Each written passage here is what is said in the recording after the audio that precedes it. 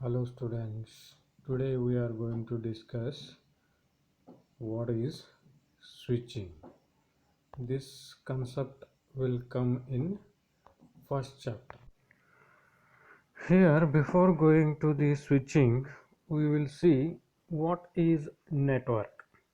A network is a set of connected devices. Whenever we have multiple devices, we have the problem of how to connect them to make one-to-one communication possible. One solution is to make a point-to-point connection between each pair of devices. These methods, however, are impractical and wasteful when applied to very large networks. The number and length of the links required too much infrastructure to be cost efficient, and the majority of those links would be ideal most of the time. A better solution is switching. Now we will see what is switch or switched networks. A switched network consists of a series of interlinked nodes called switches. Switches are devices capable of create temporary connections between two or more devices linked to the switch. Next point, in a switched network, some of these nodes are connected to the end systems. Others are used only for routing. For example, we can see in the picture or in the slide switched network. We can see switched network. Here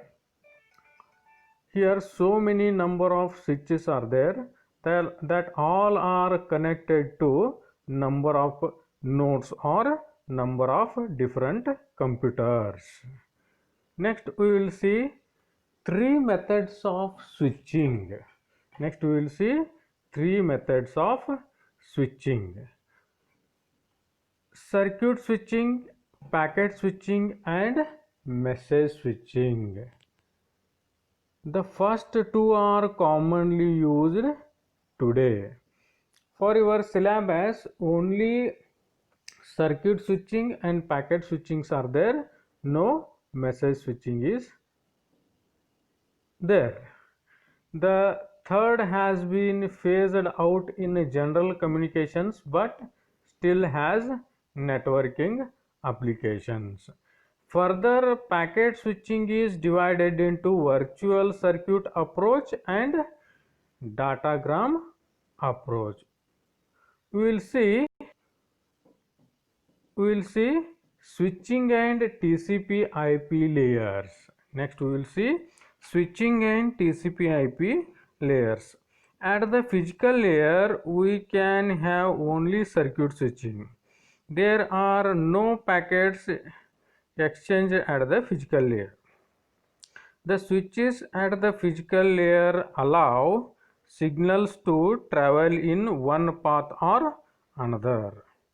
At the data link layer, we can have packet switching. However, the term packet in this case means frames or cells.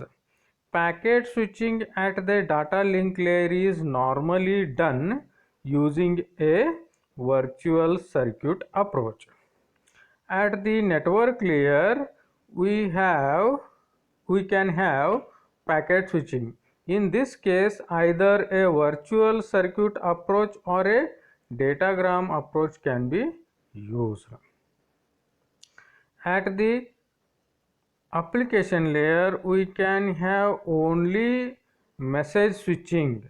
The communication at the application layer occurs by exchanging the messages.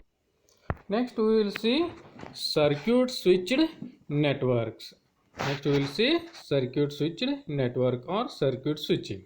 A circuit switched network consists of a set of switches connected by physical links. A connection between two stations is a dedicated path made of one or more links. However, each connection uses only one dedicated channel on each link. Each link is normally divided into n channels by using FDM or TDM. Here FDM means frequency division multiplexing and TDM means time division multiplexing. You can see how circuit switched network uh, viewed, or you can see how it looks like. Next, the actual communication in the circuit switched network requires three pages. Before the two parties can communicate, a dedicated circuit needs to be established. The end systems are normally connected through dedicated lines to the switches. So connection setup means creating dedicated channels between the switches. When system when system A needs when system A needs to connect to system M, it sends a setup request that includes the address of the system M to switch 1. Switch 1 finds a channel between itself and switch 4th that can be dedicated for this purpose. Switch 1 then sends a request to switch 4, which finds a dedicated channel between itself and switch 3. Switch 3 informs system M of system A's intention at this time. Next, in the next step, to making a connection, an acknowledgement from system M needs to be sent in the opposite direction to system A. Only after system A receives this acknowledgement is the connection established. Note that end-to-end addressing is required for creating a connection between two end systems. Next phase is First phase is setup phase. Next phase is data transfer phase. After the establishment of the dedicated circuit or channels, the two parties can transfer data. Next phase is tear down phase. Next phase is tear down phase. When one of the parties needs to disconnect, a signal is sent to each switch to release the resources. Now we can discuss efficiency of the circuit switched network. It can be argued that circuit switched networks are not as efficient as the other two types of networks because resources are allocated during the entire duration of the connection. These resources are unavailable to the other connections. In a telephone network, people normally terminate the communication when they have finished their conversation. However, in computer networks, a computer can be connected to another computer even if there is no activity for a long time. In this case, allowing resources to be dedicated means that other connections are deprived. Next, we will discuss packet switching. If the message is going to pass through a packet switched network, it needs to be divided into packets of fixed or variable size. The size of the packet is determined by the network and the governing protocol. In packet switching, there is no resources allocation for a packet. This means that there is no reserved bandwidth on the links. There is no scheduled processing time for each packet. Resources are allocated on demand. The allocation is done on a first come first served basis. When a switch receives a packet, no matter what the source or destination is, the packet must wait if there are other packets being processed. This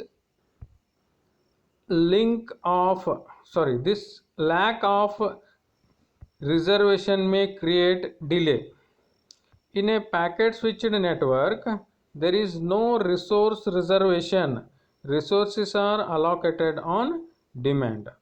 We can have two types of packet switched networks: datagram networks and virtual circuit networks. Next, we will see what is a datagram network or how it will work. You can see in the slide datagram networks.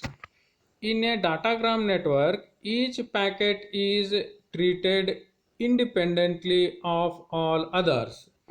Even if a packet is part of a multi-packet transmission, the network treats it as through it existed alone.